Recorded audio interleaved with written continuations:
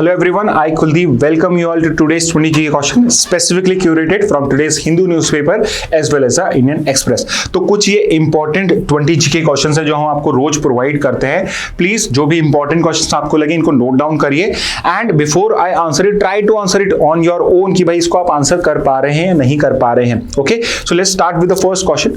पहला क्वेश्चन है which US stealth bomber was used to drop bunker buster bombs और Iran's Fordow nuclear facility. तो कौन सा यूएस का स्टील्थ बॉम्बर था जो बंकर बस्टर बॉम्ब्स को ईरान के फॉर्डो पे यूज करा गया था।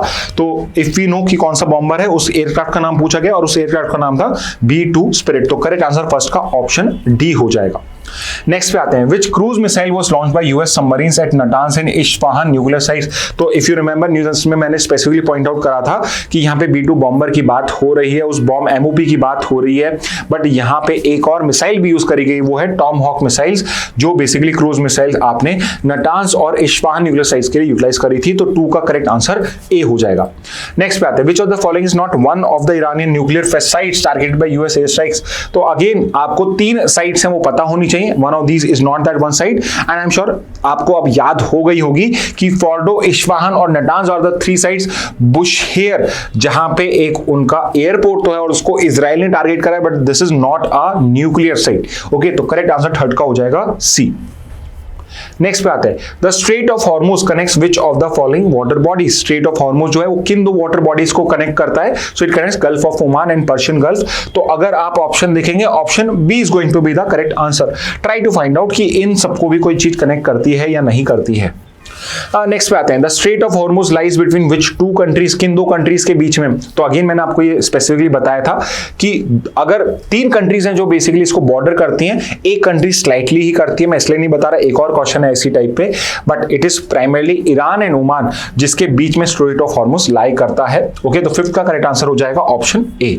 और नेक्स्ट क्वेश्चन पे आते हैं, उससे ही कनेक्ट करके मैंने क्वेश्चन ऐड करा है Iranian port developed by India is what. I know it's a very easy question now for all of you because it is the Chabahar port जो Iranian port developed by India है।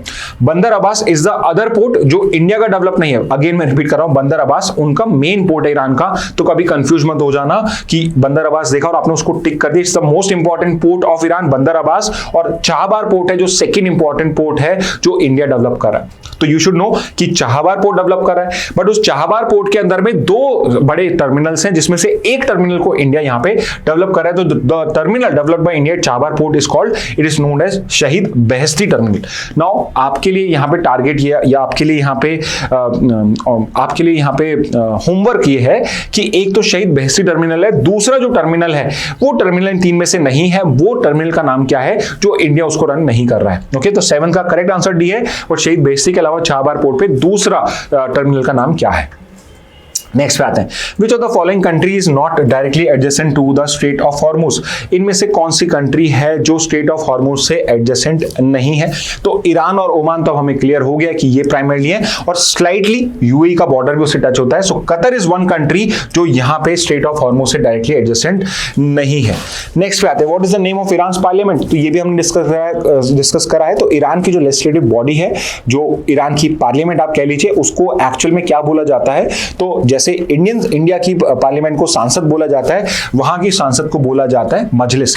Try to find out Duma किसकी आपकी सांसद को बोला जाता है, और नेसेट जो है, नेसेट इज ऑल्सो इंपॉर्टेंट, ये किसकी पर्टिकुलर पार्लियामेंट को बोला जाता है। नेक्स्ट पे आते हैं which country has the world's largest proven oil reserves. Again question को हमेशा ध्यान से पढ़ना, कभी जल्दबाजी मत करना क्वेश्चन पढ़ने में। क्वेश्चन पूछा गया वर्ल्ड का लार्जेस्ट ऑयल रिजर्व किसके पास है प्रूवन। तो we have started this, it is Venezuela, South American country जिसके लार्जेस्ट रिजर्व है। तो 10th का correct answer option A. Next पे आते हैं as of 2025 which country is the top oil producing nation. Oil production में top कौन सी है? तो यहां पे वेनेजुएला नहीं होगा, सऊदी अरेबिया नहीं होगा, यहां पे answer is United states. So yes, it looks like it doesn't look logical but this is a truth now। पिछले 4-5 सालों से US has been the top oil producer। तो 11 का करेक्ट आंसर सी हो जाएगा। नेक्स्ट पे आते हैं which country is the largest exporter of oil। सबसे ज्यादा ऑयल एक्सपोर्ट कौन करता है? तो यहां पे प्रोडक्शन अलग बात होती है, एक्सपोर्ट अलग बात होती है, और एक्सपोर्ट की बात करी जाती है तो सऊदी अरेबिया यहां पे टॉप पे आ जाएगा। नेक्स्ट पे आते हैं, world's largest oil importing country is, world की लार्जेस्ट ऑयल इंपोर्टिंग कंट्री कौन सी है? तो वी हैव स्टडीड दिस कि यहाँ पे चाइना इज टॉप पे, सेकंड पे इंडिया और थर्ड पे आपका यूएस हो जाएगा। तो करेक्ट आंसर 13 का है डी। नेक्स्ट पे आते हैं, which is India's largest oil trade partner in 2025? India का लार्जेस्ट ऑयल ट्रेड पार्टनर कौन है? तो इंडिया का पिछले 2 साल से एटलीस्ट रशिया यूक्रेन की वार से आपका 44% ऑयल इंपोर्ट जो है फ्रॉम रशिया आ रहा है। तो 14 का करेक्ट आंसर डी हो जाएगा। India imports what percentage of its crude oil needs?